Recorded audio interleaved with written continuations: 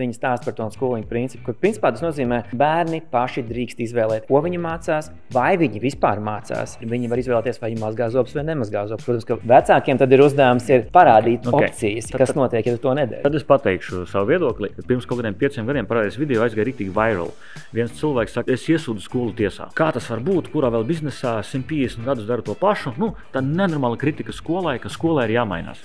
Man te ir ļoti izteikts viedoklis savu. Mēs meklējam vainu skolā. Ir lielāka bilde, ir sabiedrība. Agrāk nodot bērnu, vēlāk savākt. Konstants stress, informācija, kā lai tos bērnus nogrūž uz skolu, uz pulciņiem, uz sportiem un tā tālāk. Pat valstī, es atklāti saku šajā podkastā, vai kāda būs pāris ieteikumi, ko mainīt sistēmā.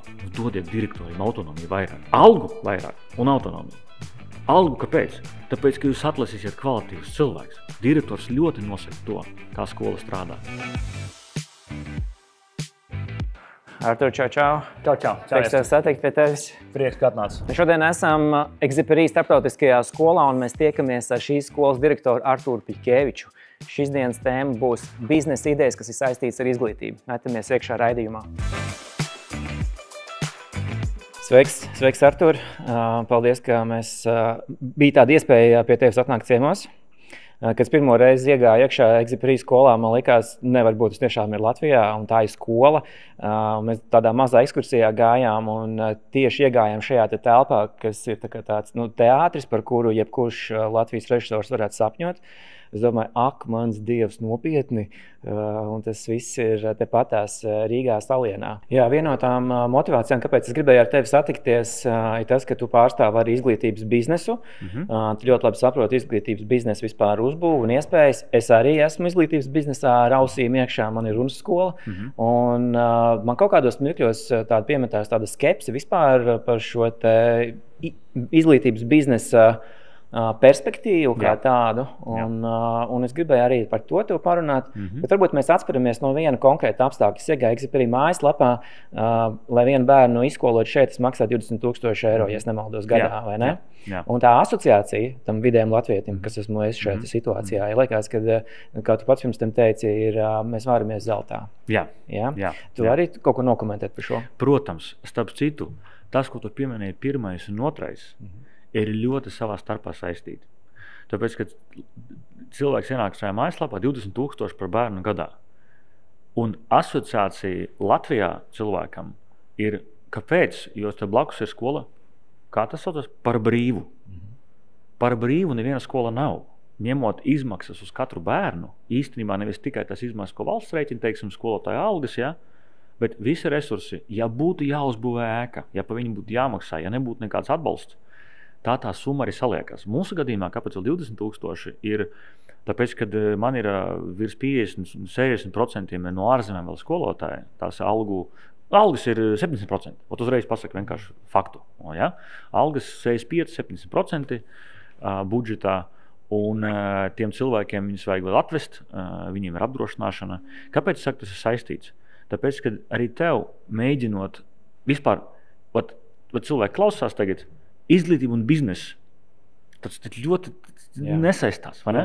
Kaut vai tas ir normāls biznes, tas ir normāla nodarbe. Nesauksim par biznesu, par nodarbe. Par lietām ir jāmaksā. Viņas maksā, un tu, teiksim, dari kaut ko labi, bet kopumā cilvēks ienākot izglītības sfērā pēkšņi, tāpat kā pie mums medicīnas sfērā drusciņi ir. Viņš ienāk, tam ir jābūt vienkārši, man ir jāiet bērnam skolu, viņš iet, kāpēc šeit jāmaksā. Tāpēc tā vērtība cilvēkiem salīdzināt dažādas izglītības vērtības, vienīgā skala, pēc kā mēs mēram šeit, ir principā akademiskā skala.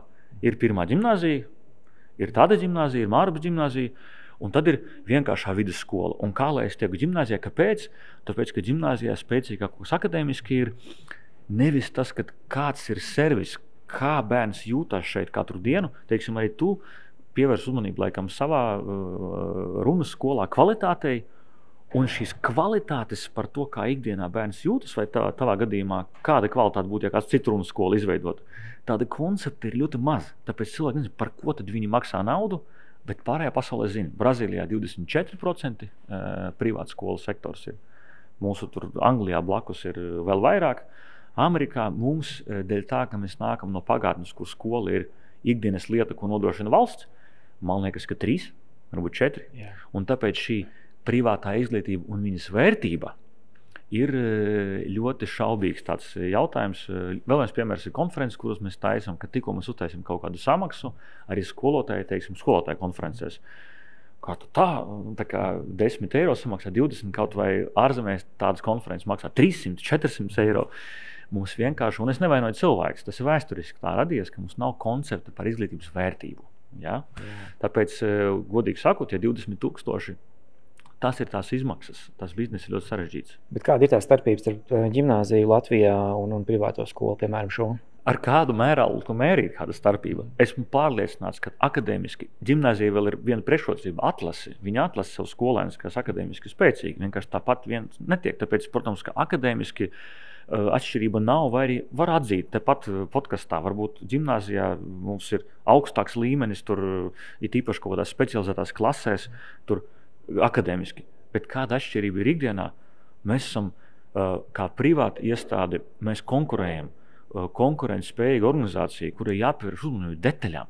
Mums ir nevar tā, mums nevis tāpēc, ka mums lika kāds tos bērnus šeit, lai viņi ir, bet mēs gribam tos bērnus, mēs katram bērnam pievēršam uzmanību, un mēs cenšamies, lai mazas detaļiņas, lai tas viss strādā. Tāpat kā, teiksim, kvalitīvā uzņēmumā vai jebkur, kur tu konkurē.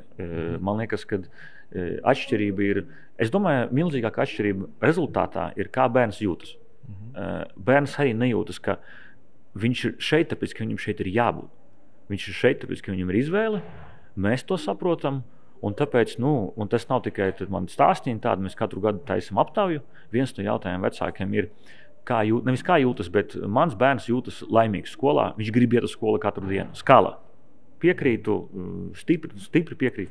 Bērniem ir jautājums, vai tu jūties skolā laimīgs, vai tu gribi uz skolu iet katru dienu. Mūsu rādītājs ir 93–94%. Super. Ja, tātad, un ne tikai no vecuma mēs skatāmies parasti uz tīņu vecumu. Man ir jāiet, tāpēc, ka tīņi grib nākt uz skolu katru dienu.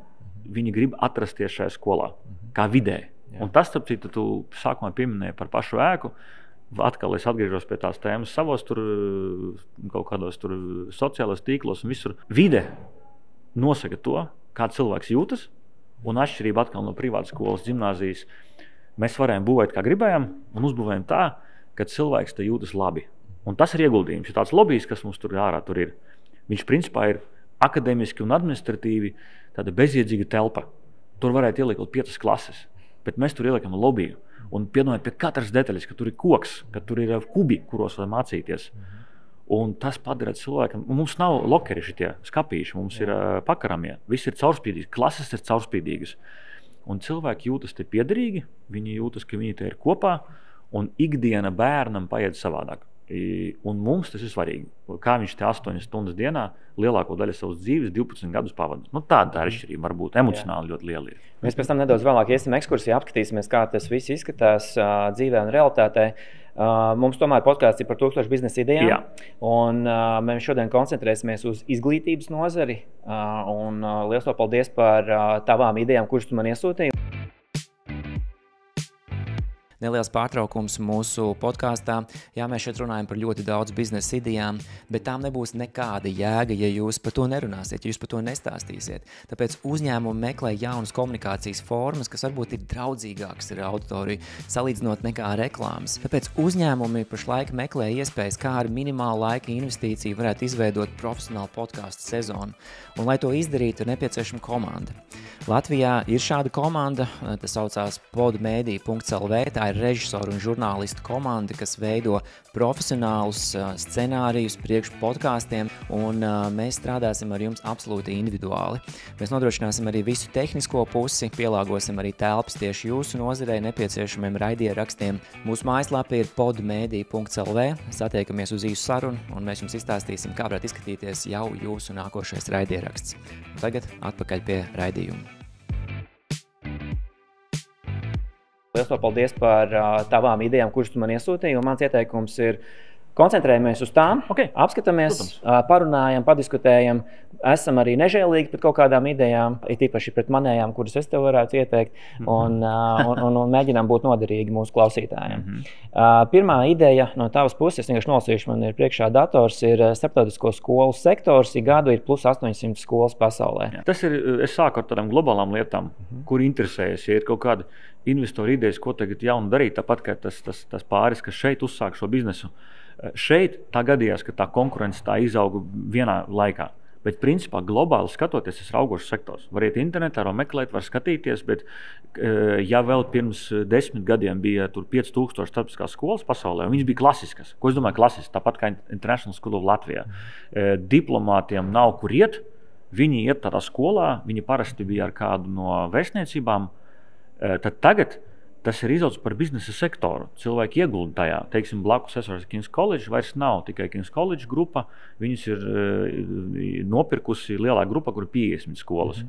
Un vispār tas ir, ja saprast, kur pareizā laikā vietā, tas ir gudrs ieguldījums, jo tas sektors aug. Tā ir alternatīva jebkurai citai izglītībai nacionālai, un vairāk vecāki, kuriem nav diplomāti, izšķiras vienkārši savus bērnus sūtīt tādās skolās, jo zina, ka tā ir lielāka perspektīva nākotnē. Tāpēc tas ir tāds kopējs lielā bilde, ja kāds grib ieguldīt kaut kur interesantu. Un vispār tas ir ļoti interesants biznes. Tie ir bērni dzīves, tu pēc tam skaties uz izlaiduma klasi, tas gandarījums no tā, tas nevis vienkārši saražoja, teiksim, leduskapi, bet tas ir izlaiduma klasi, kas man ofisā tur karājās. Tas pēc tam ir nākotne, ko tu radi cilvēkiem. Tas izglītības biznes visu laiku koķetē ar to ideju, johaidīt, taču ir bērni, tā ir mūsu nākotne. Un mēs te par komerciju un par biznesu kaut kādām lietām runājām. Bet vienalga, neskatoties uz to starptautiska skola, vispār, ko tas pēc būtības nozīmē? Tie ir ārzemju pedagogi. Kāpēc tas starptautiskais vārdiņš tur dominē? Tā ir ļoti interesants jautājums, jo ir tāda programma, teiksim, došu piemēru vadošo programmu, International Baccalaureate, starptautiskais bakalaureāts. Starp citu, pirmā ģimnāzija arī viņi var apgūt. Daži bērni apgūst to. Pati par sevi programma radās no kā? Bērni ceļo katrus 3 gadus no vienas valsts uz otru. Kādu izglītību viņi apgūs? Un kad cilvēki sāk par to domāt vēl 60. gados, viņi saprata, ka mums ir iespēja nevis piesaistīties, ko domā Amerika, vai ko domā Kanāda, vai ko domā tikai Beļģija vai Francija. Mēs varam padomāt, kā tad izveidot no nulles izglītības sistēmu, kas ir forša un progresīva. Un viņi izveidoja tādu, balstoties uz jaunām idejām. Nevis tas, kas 150 gadus atpakaļ bija, kas mums tur eho ļoti vēl iet skolās, parasti nacionālās sistēmās. Viņi padomāja, ja mēs varam izveidot kaut ko pilnīgi no nulles, viņi izveidojuši tik labi, ka citas skolas un nacionālās sistēmas sāk adaptēt. Tāpēc starptautiskā izglītība vispirms nozīmē, ka tā ir starptautiskā programma arī, kas tiek akceptēta pēc tam universitātēs. No tā, pēc tam, kas no tā izriet? Vajag skolotājs, kas spēj tādu pasniegt. Protams, ka parasti angļu valoda ir angļu, ir starptautiskās skolas, kur citā spāņu valodā, teiksim, notiek mācības vai vācu valodā, bet pārsvarā tas ir angļu valoda, tas nozīmē, ka tie ir pedagogi, kurus, teiksim, mēs meklējam 3 dažādās sistēmās, viņas ir speciāli izveidotas, pedagogi iesniedz savu to profilu tur, un mēs no visas pasaules, principā, varam pedagogus meklēt. Tur ir vesela sistēma, kā viņus meklēt. Bet arī tas, starp citu, prasīja iepriekšējo jautājumu par atšķirību. Arī tas ir milzīga atšķirība. Pedagogi 90% no skolas panākumu. Es pilnīgi piekrītu. Tas, kas pavada ar bērnu 8 stundas dienā, un tas, ka tev pēkšņi pavērās visa pasaule, lai viņus sameklētu, protams, pavēr tev iespējas. Mums, teiksim, uz gadījumā, 50 mēs sameklējam, mums piesakās, apmēram 50. 10 mēs atlasām kā tādus izskatāmus profilus, aizsūtam, apmēram 3 uz interviju, 3 interviju kārtās, iesaistam skolotājus, lai atlasītu viņus.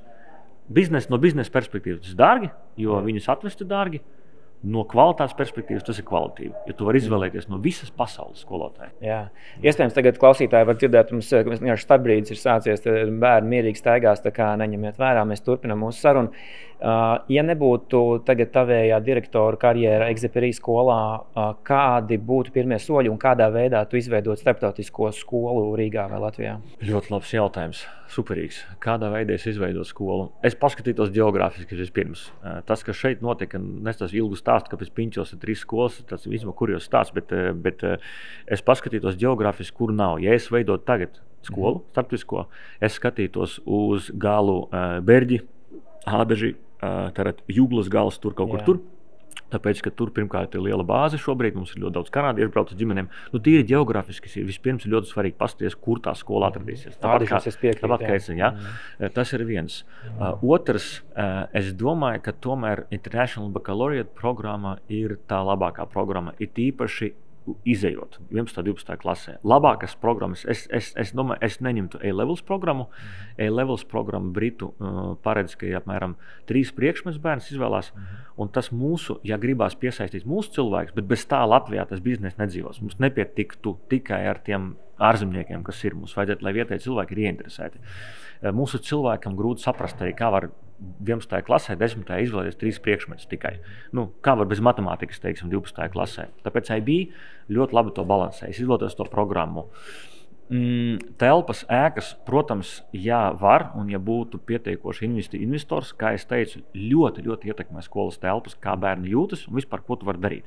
Tāpēc, protams, būvētu no jauna, vai arī meklētu jau skolas telpas, kuras es tomēr varētu tā labi pārbūvēt, lai ir vietas kā šī, lai ir vietas kā šīs lobijas, kaut kādu piebūvu, tad vai nu ļoti liela esošās struktūras pārbūvu, vai arī tomēr jaunas ēkas uzbūvu, jo, ja jau runājam biznesu, tas atved arī cilvēks. Cilvēks skatās, kā skola izskatās, kā viņi ienāk tur, vai tas ir kaut kas, kas viņu atgādina par pagātni, vai tas ir tomēr kaut kas moderns, jauns, smaržīgs, garšīgs un tā tālāk.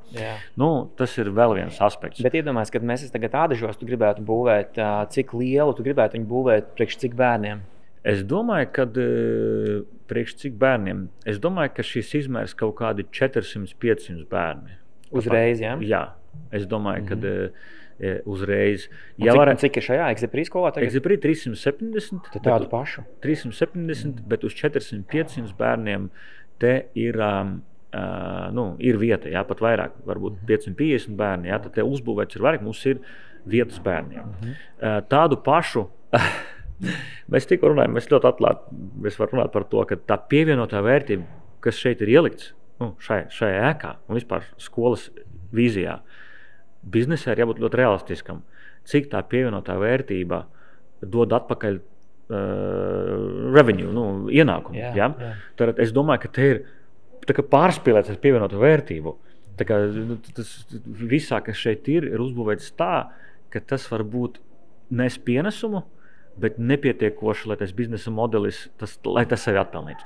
Šajā skolā, jā? Okay. Tad tu kaut kā savādāk, viņi modificētu. Es domāju, ka es būvētu pēc ētosa ļoti līdzīgi šim ka tas ir modernas, atvērtas telpas, bet es domāju, ka es kaut kādā veidā, tur ir vairākas lietas, ko es domāju darītu, lai varētu efektivitāti, teiksim, pašai ēkai palielināt. Piemēram, teiksim, tā ēkā, kas ir tur, kas ir bērndārs un maziem skola, ļoti daudz stikls ir. Apaļa ēka, kad ir ļoti daudz stikls apaļa ēka, tas ir estētiski, fantastiski vienkārši viss. Bet, kad mums ir vasarā rēķins lielāks nekā ziemā, tāpēc, ka vasarā ir 22 ventilācijas mašīnas strādā, lai to visu. Un vēl elementāras lietas, toreiz būvēja tā, enerģijas cenas bija kādas bija. Jau tagad mēs visādos energo projektus skatām, vienkārši būvēt gudrāk, es domāju. Starp citu, šī skola ir labs piemērs. Šī ēka, A klases energoefektivitātes ēka. Es vienkārši estētiski censtos panākt pēc iespējas vairāk, bet meklēt to robežu, lai, teiksim, saules paneļi, ventilācijas, kas ir daudz pārdomātāks, kas, starp citu, šajā ēkā jau ir. Arī šī skola to ir iemācījusies. Infrastruktūras izdevumi būtu tas, kam tu pievērstu pastiprinātu uzmanību. Jā, starp citu, superīgs piemērs. Es būvētu kā šo ēku vairāk nekā kā to. Tur ir tik daudz ieguldīts tajā estētiskumā un gaismā, ka beigās tu rēķini, kā tas strādā, un liekas, ka šeit ir estētiskums joprojām ir, gaisma joprojām ir, bet daudz gudrāk ir uzbūvēts tā efektivitāte. Jā, tie, kas mūs neredz, tie, kas klausās audio versijā, mēs pašlaik ar Artūru atrodamies vienā no mājām. Cik 3 celtnes kopā? Ir oficiāli 3 celtnes, bet ir 2 kampusi. Pirmās 2 celtnes ir tur ir tāda administratīvā celtne, un tad ir tāda apaļa ēka. Tas ir tā, kura tik efektīva energo, bet ļoti estētiska un fantastiskas telpas. Vienot sakot, priekš Ādažiem mums vajag atrast 10 miljonus, apmēram, jo tā ir tā izmaksas, cik saprot arī šim tā Exeprī skolai. Kredīts, laikam, droši vien, vai investori? Šeit ir 30 miljoni investēt ēkās, abās divās. Tāpēc, ja mēs būvētu Un vēl noteikti būvēt skolu pa fāzēm. Tātad nopirktu zemi, kas ir pietiekoša, lai uzbūvētu kampus, kas ir lielāks. Tas arī bērniem forši, kad ir zeme vairāk, ir nevis vienkārši tikai līdz žogam, jo var visu kaut kādas laukumus uzlikt, visu kaut ko. Un būvēt fāzi, sākt ar mazo skolu, es domāju, kaut vai tur man arī domas pašam dalās, ja es pats taisītu, varbūt otrādi iet, varbūt vajadzētu būvēt sākumā vidusskolu. Jo tas ir tas posms, kur cilvēki jau aizdomājas tīpaši Angļu. Ja tagad būvēt Latvijā, varbūt sākt otrādi ar lieliem bērniem. Nezinu vēl. Bet noteikti pakāpeniski fāzēm būvētu laikam. Un tad tie 10 miljoni varbūt vajadzētu būt sākumā, lai uzbūvētu pirmo fāzi. Teiksim, labi, jā. Bet biznesa mērķis ir pelnīt. Cik būs dalības maksa? Dalības maksa mazāk. Sapcitu, visas dalības maksas ir mājaslapās. Ja? Var iet visās starptautiskās skolās. Tas nav vienkārši no zila gaisa, tas ir biznesa aprēķins. Jūs redzēsiet, ka ļoti līdzīgi tas viss ir. Ap 20 000. Ap 20 000 un būtu progresija, tāpat kā šeit. Te sākās ar 12 800 gadā maziem bērniem pašiem. Pie tam mums ir līdzfinansējums, ļoti reta skola, kur vispār to panāks. Tāpēc mēs strādājam ilgi un tā. Un tad iet uz augšu līdz 25 000. Ja? Latvijā nevar vairāk prasīt? Latvijā nevarētu vairāk prasīt? Es domāju, vienīgais, kā Latvijā prasa vairāk, tas būtu tikai mārketinga. Kā pārdot, jā. Jā, tas ir mums arī visdārgākais, tāpēc, bet atkal, vai tas būtu tieši tāpat kā rēku, vai šī pievienotā vērtība mārketinga ziņā un cilvēka tā kā statusa apstiprināšanas ziņā, vai tas atnestu pietiekoši tos bērnus, kur dēļ tā būtu gatava maksāt, un šī skolas pieredze parāda, ka tas arī mainās psiholoģiski ļoti. Ja agrāk būtu daudz vairāk cilvēku, kuri saka, ja viņam ir zelta Mercedes, man būs zelta Hammers. Tad, teiksim, tādu cilvēku paliek mazāk. Cilvēki daudz realistiskāki, uz biznesu vērsti, un šis te pošs, nosaukšu viņu tādā slengu vārdā, ja, viņš sāk pazust. Tāpēc es nedarītu to. Es ietu realistisku cenu, kas ir apmēram tāpat kā šeit tā cenu politika arī būtu. 400 bērni, ādaži 20 000 gadā. Cik tas ir gadā apgrozījums? Cik jums ir pašlaik Exeperī? Mums ir apgrozījums 6 miljoni ar kapekām. Gadā. Un izdevumi, 70% no tiem izdevumiem ir... 70% ir algas. Otra lielākā izmaksas pozīcija ir ēkas un viņa uzturēšana. Un tie ir 12 000 kvadrātmetri. Un mums ir arī ļoti augsti šitie drošības standarti. Mums arī vienīgā pansija, kas arī pat par sevi ir tāds vizionārs ieguldījums. Kur dzīvo skolnieki. Kur dzīvo skolnieki. Un esmu bijis visu kaut kur pasaulē. Mēs ļoti cenšamies sevi uzlikt uz kartes, jo vienkārši mēs neesam kā reģions.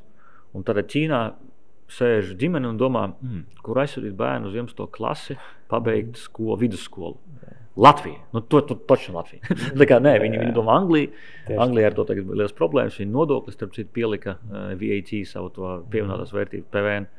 Un cilvēki skatās, kur braukt, bet vienkārši mēs neesam psiholoģiski uz kartes cilvēkiem, kā Baltijas valstīs kaut kas tāds. Kā jūs reklamējat sev? Kā jūs dabūnat tos bērnus? Tas ir milzīgs darbs, un joprojām, cik mēs gadus jau pansī, teiksim, eksistē 3 gadus, mēs mācamies. Jo tas jautājums, iedomājies, tev visa pasaule uz dēlnes ir. Kur šaut?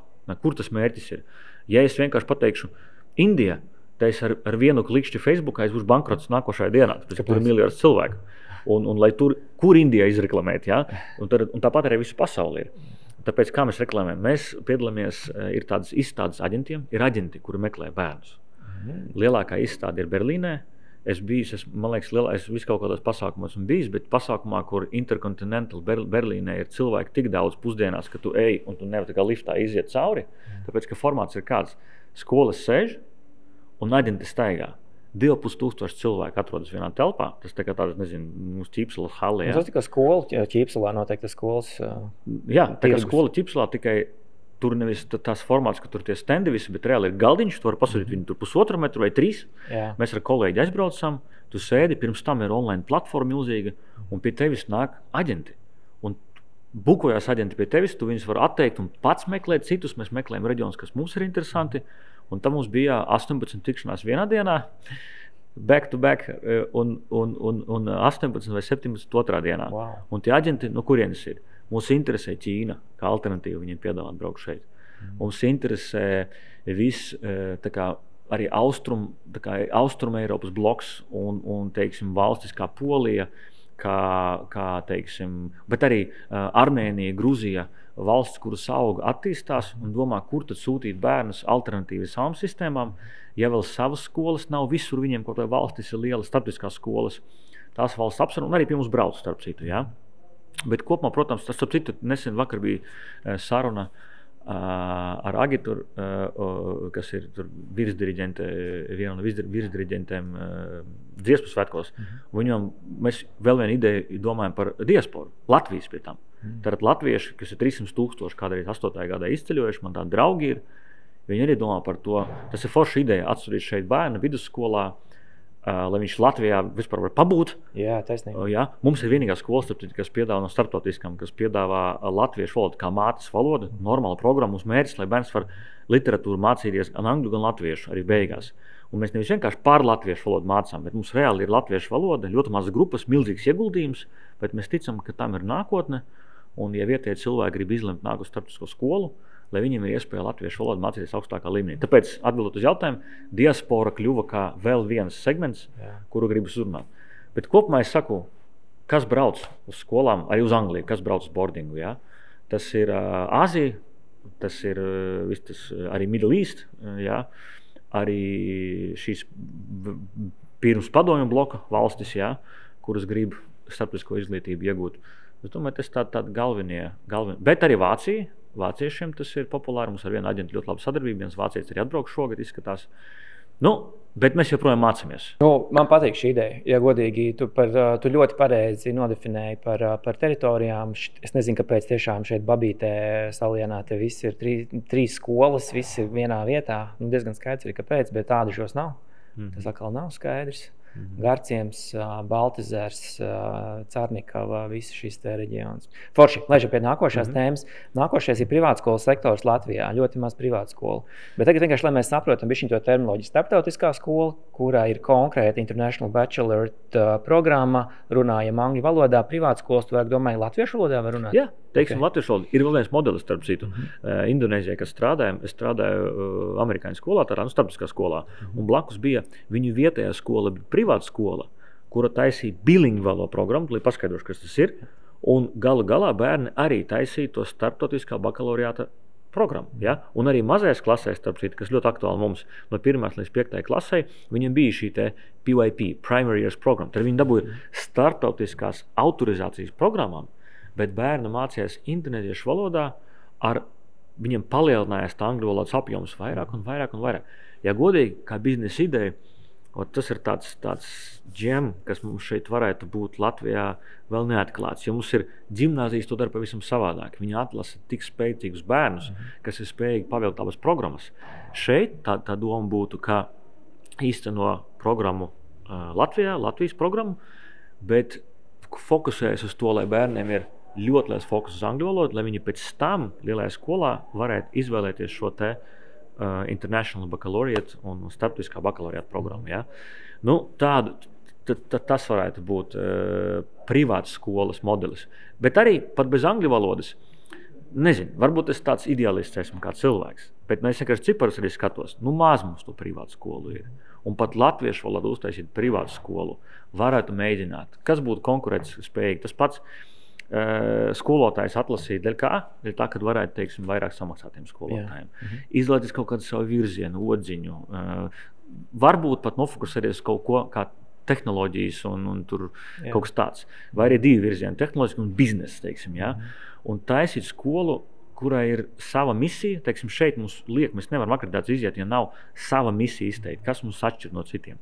Un uztaisīt Latvijā skolu, kura ir atšķirīga un vienīgais, protams, kad, ja tu saki pasmēties par viens otru idejām, kur te ir tāds otra puse, mums ir ļoti lielas prasības. Dēļ tā, ka tik maz tas sektors ir, tik liels tas valsts sektors, valsts prasa no skolām, kā tas Latvijas conformity vai atbilstību uz tiem standartiem un tai pašai birokrātijai. Un pat valstī, es atklāti saku šajā podkastā, man pateikt, kāda būs pāris ieteikumi, ko mainīt sistēmā. Dodiet direktoriem autonomiju vairāk. Algu vairāk un autonomiju. Algu kāpēc? Tāpēc, ka jūs atlasīsiet kvalitīvus cilvēkus. Direktors ļoti nosaka to, kā skola strādā. Un, ja dod cilvēkam lēmumu, es uzticos cilvēkiem, ja viņam dod normālu atalgojumu, viņš pats būs motivēts, lai skolā viss strādā, un katra skola iegūt savu odziņu, sanāk, ka direktoriem dēļ tā visu birokrātijas un tā, cik prasīts ir būt līdzīgiem un vienādiem, viņi nav brīvības izvedot kaut ko savu. Vienīgais veids ir veidot privātu skolu, kurai vienalga pēc Latvijas likumdošanas ļoti jāpakļaujas. Teiksim, es nevarētu izvēlēties, lai man ir pusstundas angļu valodā notiek. Laikam būtu ļoti kreatīvi kaut kā jāpieiet sistēmai, jo valsts prasa no mums noteikti standartus, un tāpēc arī tas procents laikam ir mazs, bet pamēģināt varētu. Bet tā starptautiskā skola ar to International Bachelor izslīd ārā no šī reglamenta? Ļoti interesanti ir tas, ka nevis ar International Baccalaureate. Šī skola savos aizsākumos pirmos 4 gadus īstenoja Latvijas programmas. Mums bija katram skolotājiem vēl viens, tad sanāk, atklāts, ka ir ārzemniekiem bija savs ēnas cilvēks, tas ir skolā pedagogs, jo pat ārzemnieki, kāds absurds bija, ārzemnieks māca man klasē, viņam pēc Latvijas prasībām jābūt līmenis, kas tur mums bija, C, ja? Latviešu valodas līmenim jābūt. Jā. Bet viņš atbrauc man uz 2 gadiem no Vācijas, amerikānis. Ja? Īsāk sakot, mēs panācām to, ka Latvijā tiek noregulēts tas viss, ir starptautisko skolu likums un viņa pielikumi, noteikumi, kas paredz, kas tad skaitās starptautiskā skola, beidzot mūs ielika normāli noreglamentēja, ka mēs varam būt neatkarīgi no Latvijas izglītības likuma, bet rekur kā jums būtu jādarbojas, vienalga ir prasības tam, ja tu gribi būt starptautiskā skola, lai ir šī programma, kas ir autorizēta, nevis vienkārši mēs paši izdomājām, lai ir, starp citu, infrastruktūra pareizi, tur ir noteikts viss, un citas prasības. Tātad mēs neesam vairāk pelēkā zonā, bet tas ir noreglamentēts. Jo tā neapmierinātība ar izglītību bērniem ir konstanti visu laiku ļoti augsta. Un man arī bija tāda vīzija un doma, ka ir agri vai vēl parādīsies tās privātās skolas, bet kā tu tagad pareizi to nodefinēji, ka patiesībā valsts ir ielikusi kārtīgus sprungus pieķos un nemaz nevar to izdarīt. Tu nemaz nevar nodibināt tās privātās skolas, cik es saprotu. Jā, teiksim, godīgi saka, ir ko darīt, es pat neizdomājos, kas būtu, un arī tas likums mainās. Es tagad apsēstos un iedziļinātos, bet kopumā tādā bildē es to redzu, ka vienkārši tu saskaries ar grūtībām, ka tik daudz prasības, ka brīvību nedots. Arī privāta skolai nav attaisītas rokas, lai mēs gribam šitā izdarīt. Tā būs mūsu misija. Jo tā ir misijā sanāk no tiem 50 vārdiem, 30 jāieliek to valsts prasa, lai tev misija ir. Tā varbūt kopumā. Bet vienalga, es saku, man liekas, ka var atrast, pamēģināt varētu. Jā, tu saki, ka to var atrast. Jo tā neapmierinātība arī vismaz ASV, viņa arī radikalizējusies līdz tādai idiomai kā unschooling princips. Es dzirdēju to unschooling. Jā. Un, kas jūs varat, dārgie klausītāji, ieiet YouTube un uzrakstīt Tim Ferris podcastu un uzrakstīt How to Raise a Sovereign Child. Un tur ir podcasts starp Tim Ferris un Nāvalu Ravikānu, starp citu viens no maniem tādiem cilvēkiem, ko es visu laiku ieklausos, un Ārons Stapel. Ārons Stapel ir tas, kurš ļoti skaisti stāst par to unschooling principu. Kāda ir tavējā definīcija unschoolingam? Jo cilvēki daudz nezina par to. Tas ir tā kā, tas ir milzīga kritika skolu sistēmai. Tas, kad 150 gadus atpakaļ, kā viņi izdomāja, ka pēc alfabēta principa izdomāja, teiksim, kurus mācīties tur zinātnes, ir biology, chemistry, physics. Mācīs mēs sākumā to, pēc tam to, tāpēc, ka sākumā ir C un pēc tam B, bet tas B, pēc tam C, bet tas tā nestrādā. Bet kopumā, kad Amerikā vispār ir, viņam interesanta sistēma, viņam nav vispār tāda Amerikas skolas diploma nav. Viņam nav centralizēta sistēma, tāpēc rokas ir atraisītas, bet arī no štata uz štatu atkarīgs. Teiksim, Kalifornijā ļoti atraisītas rokas, čārter skolas, viņam saucās tādā veidā privātas skolas, viņas dabūtu to pašu finansējumu, ko valsts skola blakus. Citās štatos viņam tā nav, bet kā jau mēs zinām, Amerikā tā pārsatinātā sabiedrība tur ir gan. Tur ir arī labas vietējās skolas, tur ir labi skolotāji, slikti skolotāji un kaut kas, tāpēc viņam ir šī kustība uz unschooling, tas, ka tu tā kā, tas bez maz vai cīņa pret to tradicionālo skolas sistēmu, ka īstenībā tā sistēma bērnu ierobežo, ka viņi īstenībā viņu tā kā salauž. Nezinu, tu prasi, kāds mans viedoklis par to, vai tu prasi, kā definēt? Vienkārši, lai izskaidrot, jo daudz cilvēku to nezina. Vienkārši jūs varat arī TikTokā paskatīties. Mami Onami ir tāda TikTok dāma, notitovējusies, nebaidieties, bet viņa stāsta par to unschooling principu, kur principā tas nozīmē Bērni paši drīkst izvēlēties, ko viņi mācās, vai viņi vispār mācās. Un, protams, tajā podkāstā Navila Ravikanta viņi runāja arī, viņi var izvēlēties, vai viņi mazgā zobus vai nemazgā zobus. Protams, ka vecākiem tad ir uzdevums parādīt opcijas, kas notiek, ja tu to nedari. Jā. Tad es pateikšu savu viedokli. Ir vēl viens cilvēks, un es varbūt pēc tam komentāros ieliks tālāk. Es atvainojos, es aizmirsu vienkārši. Pirms kaut kādiem 5 gadiem parādījās video, aizgāja riktīgi viral. Viens cilvēks saka, es iesūdzu skolu tiesā. Un tā kā ir uzfilmēts, tā kā tiesas sēde uzfilmēta. Latvijā? Nē, Amerikā. Jo, kā tas var būt, kurā vēl biznesā 150 gadus dara to pašu, tā nenormāla kritika skolai, ka skolai ir jāmainās. Man te ir ļoti izteikts viedoklis pašam sev. Mēs meklējam vainu, un tā māma laikam meklē vainu skolā. Ir lielāka bilde, ir sabiedrība. Un sabiedrība kļūst tāda, ka agrāk nodot bērnu, vēlāk savākt. Kaut vai visi iet uz to, ka ir gudrāks valstis, kā Norvēģija, ja? Mazāk strādāt. Pusdiena ir piekdienā jāstrādā. Vairāk jābūt ar bērniem, pašiem jāpavada laiku ar viņiem. Kopumā pasaulē, tīpaši tādos urbānos, pilsētas settingos, iet visu uz to, ka mēs tehnoloģiski attīstamies, bet strādājam vairāk. Konstants stress, informācija, kā lai tos bērnus nogrūž uz skolu, uz pulciņiem, uz sportiem un tā tālāk. Un pēc tam, kas notiek? Tie bērni ir daudz. Tātad šim cilvēkam, man liekas, YouTube'ā nerakstu komentārus, varbūt vienreiz gadā kaut ko ierakstu. Es toreiz ierakstīju tam blogerim, kur tavi bērni iet uz skolu. Jo viņš ir nokritizējis to, kā skola dara lietas, un es nevaru neatzīties, ka pats šeit, privāta skolā, kas ir izveidota no nulles, te ir tāda lieta kā crowd managements. Te ir tomēr mums mazākas klases, ļoti individuāli pieeja, bet beigās te atbrauc vecāki ar mašīnām no rīta, atdot mums savas atvases visdārgākās, un viņu ir daudz. Un mēs nevaram, biznesa modelis nestrādā, kā ar katru no viņiem strādā kā vecāks skolotājs. Biznesa modelis strādā, ka tomēr viņi ir grupās. Un grupās es piekrītu, ka pilnīgi absurdā veidā. Ģimenē kāda ir grupa? Man ir 4 bērni. Ir viens maziņš, lielākais jau ar maziņo pieskatīt. Viņi viens no otra mācās. Mēs viņus saliekam viena vecuma grupās pa 20, tāpēc es tur esmu kaut kur pa vidu. Es nevaru kritizēt skolu organizāciju, kamēr es neesmu izdomājis alternatīvu modeli. Ir cilvēki, kuri neizdomājot alternatīvu modeli, noteikti, un biznesa plānu viņam. Vienalga kritizē, jo ir ko kritizēt. Un, protams, ka vienam būs ko kritizēt, bet es neesmu. Unschooling priekš manis ir vārds pa daudz un virziens pa daudz, jo es neredzu, ka ir rasts alternatīvas modelis nevis skolai, bet sabiedrībai. Kad sabiedrībai būs modelis, ka vecāki būs gatavi 2 vai 3 dienas nedēļā, paši paņem savu bērnu līdzi uz darbu.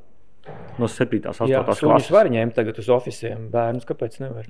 Es vienkārši domāju, varbūt drīkst, bet vai cilvēki grib, ir jāpārveidojas sabiedrībai, kuri saprot, ka bērnu audzināšana ir tikpat liela ģimenes loma kā skolas. Un nevis visu laiku, lai bērns ir skolā, viņas prasa, un tad vēl individuāli ir to uzmanību bērnam bez resursa, kas uz to ir. Sanāk, ka tie paši cilvēki, kas kritizē, vai viņi būtu gatavi samaksāt krietni vairāk naudas, lai tas process būtu bērnam pilnīgi individuāls. Tāpēc šis vēl ir tāds termins bērna centrēta izglītība. Mums, starp citu, viņš ir. Mēs ļoti ieklausāmies, kas bērnam ir vajadzīgs. Es savos lēmumos, kad ir ļoti sarežģīts lēmums, ko darīt, šo skolotāju atlaist vai nē. Kas ir labākais bērniem? Noteikti, mums tas tiešām ir. Bet ne jau tajā ekstrēmā, kad bērns atnāk uz skolu no rīta un izlems, ko viņam darīt. Es tādā sistēmā kā tagad, es nezinu, kā to darīt. Jā, jo unschooling lielākā kritika ir tas, ka tā ir nestrukturēta sistēma. Un tas galvenais pretarguments ir tas, ka bērniem, lai iemācītos disciplīnu un visu to kaut kādu strukturētu dienas plānu vai vispār domāšanu, viņiem ir vajadzīga kaut kāda struktūra. Bet arī tajā pat laikā ir pētījumi, ka šie bērni, kas ir totālā unschooling tajā pasaulē, ka viņi spēj noķert to bērnu izglītību vai tās prasmes gada laikā. Ja viņi, 12. klasē, viņiem ātri jāsagatavojas eksāmeniem, viņi gada laikā var noķert. Daži. Tad, no kā viss atkarīgs? No tā, ja tīpaši 12. klasē, kāds bērns ir izveidojis, ir vēl homeschooling. Ja? Homeschooling sistēma. Amerikā ir ļoti populāra. Un mums, starp citu, Latvijā atkal valsts cenšas noregulēt to vienmēr, un Vācijā tas ir aizliegts, teiksim. Bet arī ir par un pret. Ir cilvēki, kuri kaut kur tālu dzīvo, tālu no skolas, bet tad viņiem, starp citu, par to 12. klasu, vai gatavs panākt vai nē. Vai kas tad atbalsta to bērnu, lai viņš to var izdarīt? Vajag, lai ir atbalsts. Tie smadzenes vēl nav nobriedušas līdz 25, kur nu vēl 18. Mēs redzam, ka vajag. Tāpēc, ja ir vecāki, kuri gatavi veltīt laiku mājās tam bērnam, dot viņam individuālu atbalstu, ir kaut kādas socializācijas iespējas, mājskološana varbūt kā labs variants, bet ja ne, kas ir 90% gadījumos. Un vēl pēdējais par biznesu. Unschooling. Taisam unschooling skolu. Jā, cik procenti parakstīsies uz to, lai tas biznesa modelis strādātu? Tad tie ekstrēmie cilvēki, kuri nenormāli rūp viņiem tas viss, un viņi nenormāli grib ieguldīties, cik tad viņi būs? 7 tik neblīvā sabiedrībā kā mums? Vienkārši tu nevarēsi tīri no biznesa, ekonomikas viedokļa to realizēt. Tu kā vienu no idejas virzieniem pieminēji online kursi, online izglītība. Es esmu dziļi tajā pasaulē. Ko tu ar to domāji? Kādas nišas tu redzi? Dažādas nišas, teiksim, mēs redzam, kā labi pandēmija to iekustināja, bet kā attīstījās mūsu tālmācības vidusskola no dažiem bērniem līdz 1500, 3000. Es jau nezinu, cik viņam pat bērni ir. Jā. Tagad atkal to cenšas regulēt visu ļoti spēcīgi. Bet kopumā, tas taču, kā mani bērni saka, meiko sensus. Kaut kādos settingos tev vajag pašam pamācīties. Tīri informācijas tādas iegūšanas settingos, tam ir nākotne noteikti, ka tu paņem kursu, tu par kaut ko gribi uzzināt. Un tas nav tikai strukturētie, tas viss ir tas, ko tu dari, šādi podkāsti kā šis. Un te vēl ir, es pēc tam te uzrakstīju beigās, vēl ir niša tāda edutainment. Ja? Tas ir, tagad parādās, ka izglītība nevis tāpēc, ka dabūt papīru vai kaut kur iestāties, man patīk mācīties. Jā. Es gribu mācīties, tāpēc, ka man patīk mācīties. Tad kombinācijas starp skolu, kuru piedāvāt ļoti specifiskus online kursus, sagatavoties tādai profesijai, tādam darbam, tādam uzdevumam, apgūt kodingu, teiksim, kāpēc tas tā ir aizgājis. Tāpēc, ka tas pat ir labāk tādā veidā, nekā tu sēdi klasē, kamēr tu sēdi klasē un profesors sagatavojies, tev jau ir cita valoda parādījusies. Online ir daudz vieglāk palaist to visu, un daudz pieejamāks ir. Online ir uz palikšanu? Es domāju, ka jā. Un edutainment ir vēl viena. Ja es taisītu kaut kādu organizāciju, es domātu uzreiz pār abiem virzieniem. Teiksim, jau taisītu uzņēmumu, tad viens ir tādi strukturētāki certifikācijai tādi visādi kursi, un otrs ir edutainment virziens. Dot cilvēkiem jaunu skill, jaunas zināšanas, vienkārši interesantas tēmas pārunām. Tas ir... Bet tas nav tas masterclass princips, tas edutainment. Tā ļoti daudz iemācīties. Tur īsti nevar no tiem kursiem, bet tu skaties uz to slavenību un priecājies. Tu priecājies. To arī tajā laikā, kad tu šo podcastu brauc mašīnā un klausies, tev tomēr smadzenes ir aizņemts ar kaut ko ļoti interesantu, un man liekas, tas cilvēki paši par sevi attīst. Cilvēki to sāk saprast, ka vienkārši pavadīts laiks mācoties nav kā, teiksim, nesen bija tur viens raidījums televīzijā, kur bērni saka, viņi bija projekta nedēļa. Viņi saka, mēs taču visi zinām, ka mācīties ir garlaicīgi un neinteresanti. Un šodien mums ir projekta nedēļa. Mums šeit ir skolā pavisam cits uzskats, un vairāk cilvēki saprot, nē. Īstenībā no smadzeņu neirozinātnes perspektīvas, ka mēs mācāmies un ka pareizi mācāmies, izdalās gan dopamīns, izdalās serotonīns, tie hormoni, kas mums padara laimīgus. Tas ir process. Tā kā es redzu, kā evolūcionē tā online vide, man liekas, tas nākošais solis, uz ko es arī pats labprāt arī ietu runu skolu, ir tas, ka tev ir pedagogs, vienalga, vai tas ir avatārs vai kaut kas tavā telefonā. Ja, piemēram, runas prasmes var mācīties tādā veidā, ar mākslīgā intelekta aplikācijas palīdzību, es mēģinu nopičot, teiksim, kaut kādu produktu, 2 minūtes izstāstu, un man uzreiz ir komentārs, kur vajag pamainīt, kāpēc vajag pamainīt, un tev iedod dažādas opcijas, gan tekstu struktūrai, gan arī nedaudz par neverbālo komunikāciju iespējams tur nokomentēt. Vienam sakot, ir tavs treneris ir tavā telefonā. Un pašlaik ir tikai iespēja rakstīt. Viņš tev komentē to rakstisko pasauli, arī ne līdz galam jūtīgi. Bet tas, ka ļoti forši tu atver telefonu, tu ar storytelling papatprenēties vai balsi vai kaut ko citu. Tas varbūt ir varbūt, nezinu, tas bija nākamā par šo skolotāju tālāk izglītību. Mākslīgais intelekts. Tas ir vēl biznesa ideja. Es tā publiski laižu, bet man tiešām nav, kā lai pasaka, ar to, ko es daru, esmu apmierināts cilvēks. Bet radās ideja, es biju starptautisko skolu direktora konferencē Ņujorkā un izveidojis komiteju par mākslīgo intelektu. Es, protams, pieslēdzos, man tas patīk. Bet visu runa iet pa bērniem. Un forša runa iet pa bērniem. Kā bērni izmantos, kā bērnus mācīt, ne tikai tur, nezinu, nošpikot ar to intelektu, bet izmantot viņu, lai bērni var labāk mācīties. Tas sanāk tāds individuālais asistents stundā katram.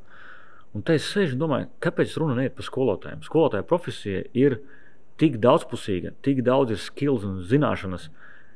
Kāpēc mākslīgais intelekts nevarētu novērot stundu, noklausīties, kā tu saki, ne tikai rakstiski, bet noklausīties, noskatīties un dot feedback pēc kritērijiem, kurus skolotājs pats izvēlās. Jā. Es gribu zināt, cik es runāju, cik bērni runāju. Saucās teacher talk. Īstenībā pēc visām teorijām un prakses jāsamazinās teacher talk. Ja tu gribi, lai notiek mācīšanās, tev jārunā mazāk. Skolēniem jārunā vairāk. Kādas jautājumus prasu, kādas atbildes man sniedz, to var tagad visu noklausīties. Ir jau tagad, teiksim, zvanu centrālēm ir šīs te mākslīgais intelekts, kurš vēro, kā cilvēki jautā jautājumus, kāds viņam ir tonis, ko viņam ir atbildējuši, tu dod feedback. Skolotāja darbā tas tieši tas pats. Mēs no malas sevi neredzam. Un ja objektīvi ir mākslīgais intelekts, tu klausās, kā tu runā, cik dziļi tavi jautājumi ir, kā tavi skolēni atbild, kuri skolēni nekad tev neatbild. To mēs arī nepamanām. Es vienkārši, tas arī vēl viena biznesa ideja par šāda te mākslīgā intelekta tieši skolotājiem izveidi. Jā. Un es tur pamazam jau saviem ceļiem tur jau meklēju ar ko. Es berzēju rokas. Es jau atklāt saktiem, kuriem meklēju sadarbību. Es nevaru, ko es varu piedāvāt starp citu? Platformu. Es jau skolotājs pabrīdināju, te varētu būt platforma izmēģinājumu. Te var testēt, jā. Te var testēt. Ja kādam ir interese lielai publikai, tad tā ideja, tad mēs varētu domāt, jo tas ir tiešām būs nevis tikai Latvijā. Jā. To ir vērts lasīt angliski. Angļu mākslīgais intelekts mācās daudz ātrāk no pasaules, un tie modeļi eksistē daudz plašāki, un tas būtu pieprasīts. Es vienkārši kā skolas direktors mums saku, ja izveidot tādu pakotne vai kaste, vai arī vienkārši kaut ko var pārdot, tas būtu pārdodams un starptautisko skolu direktori būtu ieinteresēti. Tas, kāds praktiski var izskatīties.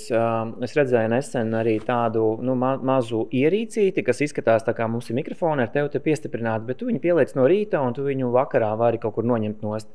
Pa dienu, ik pa laikam visa tā informācija, ko tu runā, jebkurā vietā, jebkurā situācijā tiek ierakstīta šajā te ierīcē. Viņa automātiski pēc ik pa laikam augšu pielādējās mākonī, tavā folderī, kur tiek izanalizēts viss, kā tu tagad saki, ko tu esi darījis, kā tu esi darījis, vai kādi ieteikumi uzlabojumiem potenciāliem.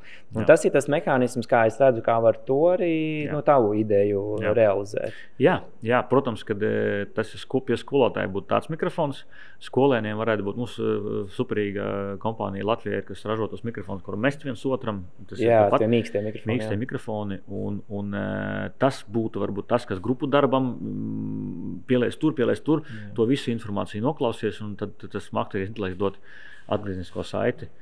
Tā varētu būt. Forši. Artur, man ir sagribējās paskatīties tavu skolu. Aizējam paskatīties, kas un kā notiek, un tad mēs turpinām mūsu idejas pa ceļam. Šitais ir viss bloks ir zinātnes. Tad ir fizika, bioloģija, ķīmija. Tas interesanti ir, kur mēs ejam cauri, visi var cauri redzēt. Jā. Viss ir ļoti caurredzams. Un, protams, ka viss tās laboratorijas nenormāli aprīkotas ir, jā. Pat šitā telpa, teiksim. Viss telpa, bet vispār ideja. Ko es saku? Parasti pateiktu, priekš kam? Uztaisim vēl divas klases, jā. Un liekas, bezjēdzīga telpa. Bet kā viņi padara, kā tu savādāk jūties? Mans kabinets, kur ir skolotāja istaba. Cilvēki jūtās, ka viņi ir kopā visu laiku. Tu redzi citus cilvēkus. Visur, visu laiku. Nevis atsevišķi katrs savā klasē aizslēdzies un cita atmosfēra tā. Jā. Bet arī ir telpa, ir virtuvīte, ir atpūtas telpa, lai cilvēki var justies. Ir kur atpūsties arī, ne tikai visu laiku strādāt. Jā. Es tikai atceros savējo 50. vidusskolas skolotāju telpu, kas bija mazs stūrītis, un tur neviens negribēja iet iekšā. Tur tieši tā. Mēs prasam no cilvēkiem, lai viņi dod visu katrā stundā, bet mēs viņiem dodam iespēju arī atvilkt telpu. Jā. Ļoti interesanti jūsu šitai tēmai. Ja kādreiz vajag arī, vai kādam vajag, es nezinu. Ieraksta studija, pie tam tāda, kas reti tāda ir studija vispār kopumā, ne tikai skolā, bet...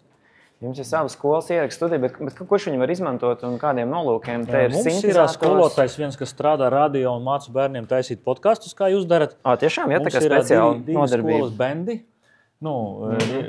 Pēc sienām var redzēt, ka viens bends ir heavy metal puiši. Bet otrs ir tā kā pop, un viņi spēlē mums visādos pasākumos, atvainojos, kārtība ir kā ir, tāpēc, ka bija laikam tikko bērni. Bet mums ir pēcskolās nāk un vēl viss šitais aprīkojums ir lai var profesionāli kaut ko ierakstīt. Citi bērni dziesmas ierakst, atnāk, citi podkāstu paņem ar skolotājiem. Nu, tā kā viss kaut kā izmantojam. Principā, ja skolnieks izdomā uztaisīt savu podkāstu, viņš norizervē telpas, viņš var to izdarīt mierīgi un publicēt. Jā, viņš var un viņi to dara. Kur braucieni tikko bija, tas ir bērni varēja. Hey, Chris, how you doing? Pretty good.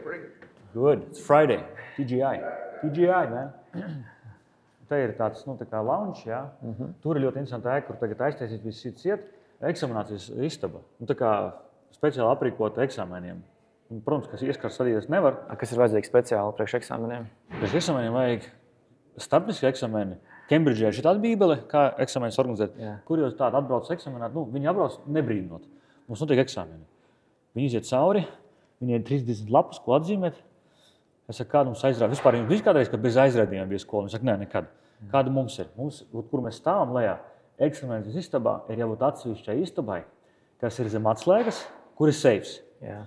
Un seifa atslēga ir pie administratora seifā. Tur eksāmeni glabājās, lai neviens nezina. Jā. Un mūsu skapis, kas ir lejā, ar šīm dzelzs sienām, pēc klasifikācijas nav seifs. Tas ir bruņots skapis. Jā. Un viņš nav piestiprināts pie sienas. Nesams. Mīnus. Tā kā, tur, kāpēc viņi tā dara? Tāpēc, ka pirms 3 gadiem viens puika, iznākot ārā no eksāmena, nošēroja jautājumu matemātikā. Jā. Tie eksāmeni tiek visā pasaulē. Viņš, teiksim, bija Austrālijā. Pēkšņi visa pasaule uzzina, kas ir 3. jautājums matemātikā. Viņiem jāpārteic visu eksāmenu visā pasaulē. Es tad citu, kamēr mēs ejam tālāk par eksāmeniem, tev bija arī vēl viena ideja par eksāmeniem, par eksāmenu gatavošanos, biznesa ideja. Piemēram, tas ir viss. Skolu platformā tur ir viens puisis, kurš patiesībā diezgan neslikti mēnesī tur prasa kaut kādus 120 apmēram dolārus. Viņam ir kaut kādi 10, 20, 30 skolnieki, kuri piemēram kā privātas stundas pie viņa mācās. Protams. Un viņš diezgan normāli tur pelna mēnesī. Sabiedrība kļūst konkurētspējīgāka. Jā. Un eksāmeni nekur nav pazuduši. Un cilvēki vienalga, ko tu viņiem nesaka, gatavojas viņiem. Gatavojas pēdējā brīdī, grib zināt, kā. Un teiksim, mūsu skolnieks, kas pabeidza šeit ar 45 punktiem IB. Tas ir augstākais rezultāts. Tas par 1 no 1000 bērniem to izdarīja. Viņai ir pilns kalendārs, ar pieteikumiem, kā tu to izdarīji un kā lai es sagatavojos. Sagatavošanās ir ļoti aktuāla. Un cilvēki negrib tikai online kursus, bet viņi grib, lai kāds pastāsta viņiem cilvēks. Ja? Un tas ir valodas mācīšana, tas ir eksāmeniem sagatavošanās. Viss kaut kas. Bet es redzu iespēju, ka tā varētu būt kaut kāda arī platforma, tiešām, kur tu uzrunā šos veiksmīgos jaunos, vai skolniekus, vai tikko skolu beigušos jauniešus, kur viņi var piedāvāt savas privātas stundu iespējas. Ir jau tādas vietas, bet es nezinu, vai centralizēt kaut ko tādu var atrast. Es vienkārši redzu to brīnišķīgo vienu džeku piemēru, kurš ar matemātikas privātas stundām ļoti neslikti pelna. Un man liekas, ka jaunieši labprāt mācās arī no jauniešiem. Un starp citu, nav sarakstā, bet es pavisam tas ļoti tēma līdzīga, ko mēs tagad runājam par biznesu. Ja? Zini, kāda tēma? Pēcskolas aktivitātes un pulciņi. Tātad mūsu skolā mēs pat aizgājām uz tādu modeli, ka tas ir tā kā maza skola skolā īstenībā. Jo kapacitāte pašiem to taisīt un organizēt ļoti kvalitatīvi nav tik liela. Labi, mums pēc līguma skolotāja vienu aktivitāti piedāvā pēc skolas. Ja? Vienu. Tu paskaties, ko viņi var piedāvāt, viņi var piedāvāt to, ko viņi var piedāvāt. Bet cilvēki pieprasa, mums, teiksim, cooking classes. Tas nav pavēlti, tāpēc, ka tas ir outsourced cilvēks, kurš nāk, bet taisa to kvalitīvi. Kāda biznesa ideja vēl ir? Piedāvāt to pilnu servisu. Tu esi cilvēks, satāk uz skolu un saka, jūs mums dod telpas. Protams, tas arī konkurējušā pasaulē. Ja tas ir privātas skolas, es būtu ļoti mums jau tagad tā ir. Bet es padomāju par mūsu modeli, ka ir kāda organizācija, kas pasaka, mēs jums saorganizēsim visas pēcskolas aktivitātes. Mēs aptaujāsim vecākus, tie būs sporti, kukings, tas būs, mēs visu laiku arī kvalitātes kontroli veiksim. Vecāki nosaka, ko viņi grib, bērni nosaka, ko viņi grib. Mēs outsourcām meklējam cilvēkus darbā. Es to vadīju tādu programmu, gan Indonēzijā, gan Brazīlijā. Es saku, tā ir mini skola. Un tāpēc esošais direktors, viņi visu dienu strādā ar to, kas ir skolā. Un viņiem vēl organizēt pēcskolas, ko kvalitīvi, nav vairāk ne enerģijas, ne interesi. Tas būtu interesants servis, kas sanāk, mēs esam pēcskolas aktivitāšu servis. Dodiet mums telpas par saprātīgu cenu kaut kādu, mēs pārējo visu norganizējam. Autoskolu, teiksim, pēc skolas. Kāpēc ne? Jā, starp citu, ļoti forši 12 klasēm. Wow. Starp citu, ja kādreiz gribat podcastu vai kaut kādu semināru novadīt, Šeit workshop sanāk vienkārši bomba. Tāpēc, ka cilvēki atraisās, apsēžās. Te ir tik laba gaisma. Jo tas ir priekš arī teātra mēģinājumiem ir izcili. Ir gaiss, ir augsti griezti, ir gaisma. Un priekš jebkuras radošas aktivitātes tas ir tā kā, minimālā prasība, lai vispār kaut ko varētu darīt. Jo pagrabos tā kā ir aizliegts mēģināt teātri, ja tu nevar iestudēt izrādi pagrabā mēģināt, vienkārši tev liekas spiediens kaut kāds vienreizēja telpa. Tiešām super, rekur mums klusā daba. Rekur ir šitais ir, teiksim, Zane, kas pie mums strādā Balodi, viņa mākslinieca pati, izstādes taisa. Un rekur viņi uztaisīja savu mēbeli, kā viņi gribēja. Tāpēc, ka viņi saka, mūžīgi problēma, nopērt skapi, kā lai es salieku visus tos darbus, viņi uzdizēnēja kopā ar mēbelnieku, kā viņi grib, un tas arī tāda unikāla ideja. Jā, bet klausies, tu pišķiņ paturpināji to Indonēzijas tavējo pieredzi. Ko tu piedāvāji, kas tev bija tajā servisā? Indonēzijas vispār bija pēcskolas programmas vadītājs tādā skolā kā šeit. Tāpēc mums bija sporti, dažādi sporti, tā kā prasa starptautiskās skolas, parasti tev ir sezonas, teiksim, basketbola sezona, vēl kaut kāda sezona. Tad ir meiteņu komanda, puišu komanda. Tu braukā, tu organizē formas, sacensības, peldēšana bija, skriešana bija. Un pēc tam pārējais ir daļu, tāpat kā šeit varam pieiet pie plakāta pasties, daļu piedāvā skolotāja, tev jāsorganizē tas, ko skolotāja piedāvā, kurā dienā, un tā izsludināt visiem bērniem.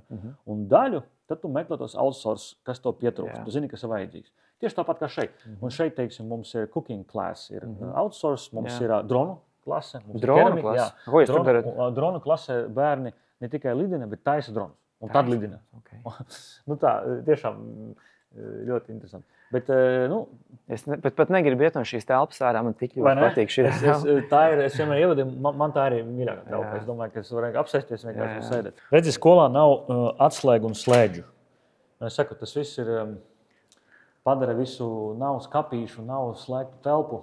Un ir citas pavisam uzvedība bērniem mainās. Teiksim, matemātikas skolotāja Zane Latvija mums ir tādi, bija Japānā 8 gadus. Mēs kopā ar viņu sākām Latvijas starptautiskā skolā. Ja mēs matemātikā pieeja, nevaram pasties tagad, bet viņai ir vienkārši nevis viena tāfele, bet 6. Kā viņi vada stundu? Kā matemātika pierasts, katrs sēž, tagad reiķina, tagad burtnīca, es pārbaudu. Viņi saka tā, jūs divi pie tās tāfeles to reiķināt, jūs divi to. Vai arī visi reiķina vienu to pašu, bet kā jūs to aprēķināt? Un matemātikas stundu pārvēršās nevis, ka mēs te sēžam tagad un laužam galvu un skolotājs pienāk kaut ko skaidro. Visi viens otram rāda, kā viņi reiķina. Ir kļūdas, ir labojumi. Fantastika kaut kāda. Un tik vienkārši, liekas tik vienkārši. Bet parasti vienkāršajā jau ir atslēga. Un visi bērni, kad viņi atnāca pāris gadus strādāja jau, pilnīgi mans bērns mācās 10. klasē šobrīd. Pavisam cits vispār doma par matemātiku. Gribam uz matemātikas stundu, tur vienmēr ir tāds action, mēs tur risinām problēmas, skaidrojam viens otram. Un te ir karogi no kurām valstīm, jums te ir bērni, Jā. Hello. My name is Arturs. Hello. Sima. Great. Izskatās, ka te notiek onboardings, uzņemšana jauno skolnieku. You're still careless, but you want to... Šis ir posters, ko uztaisīja puika, ka mums tikko gāja garām tur lobbyjā, Grīšajā.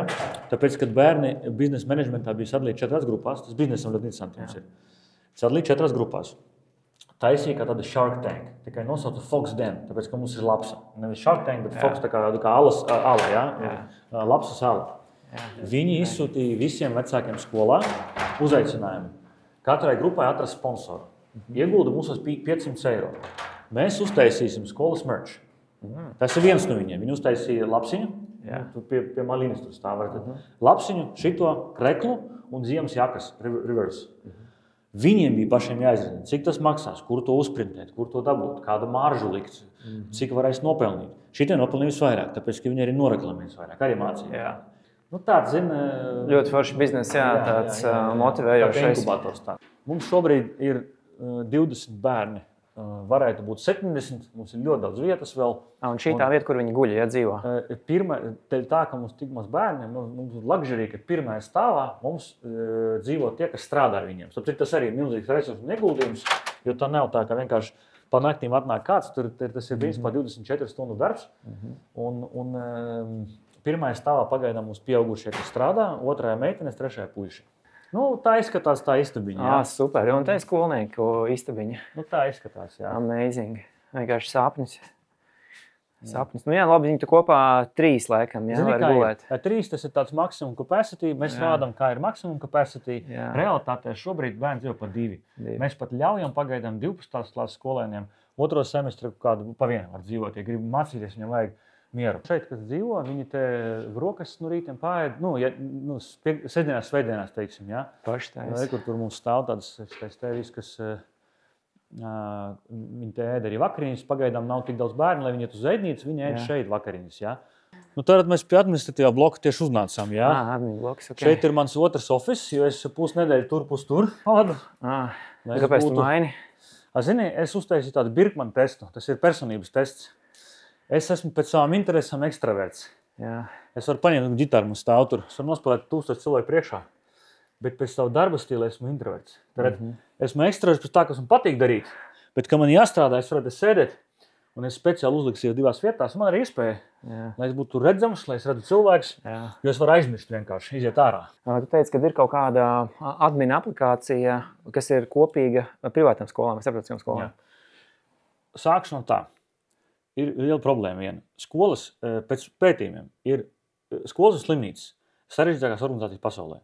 Slimnīca dēļ loģistikas, skola dēļ tik daudz apkārt, kas notiek cilvēku un intereses.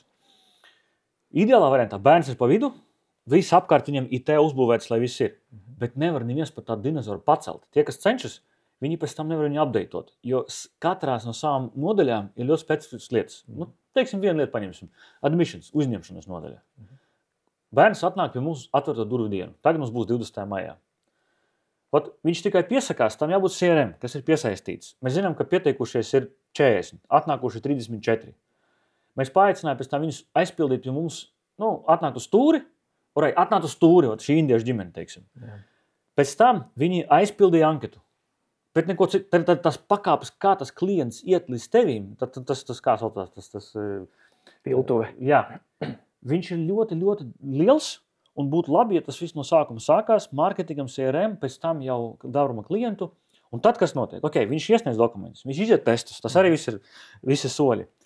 Viņš iemaksā to savu iemaksu pirmo, kas ir iestāšanās maksa un tā tālāk. Un tad, kas ir? 100% iemaksa ir uzreiz? Nē, mums ir vispār ļoti fleksibli mūsu skolā. Mums ir tāds vispār, visam skolām ir enrollment fee, tu samaksā vienkārši par to, ka tu iestājies skolā. Un tad mēs pat ejam uz grafiku, kas ir ikmēneša grafiks. Okay. Jā, citas skolas saka pusgadu uz priekšu un viss. Mēs ejam mūsu ceturksnis, gads, tikai, ja tu gribi katru mēnesi maksāt, bišķiņ vairāk tā maksa ir 50 eiro mēnesī. Īsāk sakot, pēc tam, kad tas viss ir bērnu profils, starp citu, tur ir medicīniskā informācija no iepriekšējās skolas reporta un tā tālāk. Daļa no šīs informācijas hop un iet tālāk, tā learning management system. Tas ir tas, kas palīdz bērnam pēc tam, ko viņš mācās, kad viņš mācās, kur ir uzdevumi, kur ir komunikācija ar vecāku, viss tas instant communication, viss tas notiek tur. Un sanāk, ka gribētos, lai tas ir kopā. Bet, kad tu uztais kopā, tas dinozaurs un tie dati paliek tik lieli, ka nevar to visu uzturēt.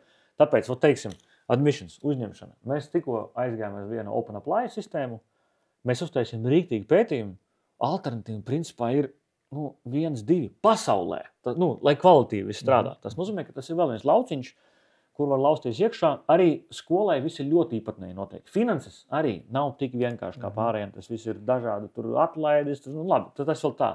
Bet šī uzņemšana ir pat par sevi, teiksim, tāds lauciņš, kur varētu taisīt aplikāciju, kur varētu taisīt, attīstīt viņu un būt konkurētspējīgiem. Neko īpaši viņi neizdara. Nopietna IT kaut kāda sistēma, kur principā tu jūti, ka trūkst vienkārši, kas visu apkopot informāciju. Jā. Tas ir lauks, ko varētu attīstīt. Jā. Man laikam no tām visām idejām, ko tu izstāstīji, ko tu piedāvāji, man tie ādaži ritīgi labi aizķērušies, kuri tev no šodienas idejām tā likās tā, ka varētu iet? Ādaži, arī es vienkārši emocionāli esmu tik piesaistījis tā mākslīgā intelekta attīstībā un ideja par skolotājiem. Es tiešām redzu potenciālu un uztaisīju savu darbiņu. Es zinu, ka neviens vēl to nav izdarījis. Mani tas uz šo brīdi varbūt aizrauj. Jā, forši. Man liekas, ka mums ir jāmetās un jārealizē. Mums jau tagad bērni jau skatās jau. Forši, labi. Mums jālaiž tālāk. Liels paldies par šo sarunu un ekskursiju. Bija normāli forši. Prieks bija satikties. Čau.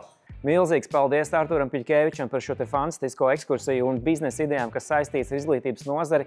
Mēs šodien apskatījām 8 dažādas biznesa idejas. Kopā pa visiem mūsu podkāstiem tagad mums ir 84 dažādas biznesa idejas par visdažādākajām sfērām. Ja jūs gribat noklausīties tās visas, jums jāsāk būs ar pirmo raidījumu. Piesakojiet mūsu podkāstam YouTube, Spotify un Apple podkāstos un tiekamies jau nākošajā raidījumā.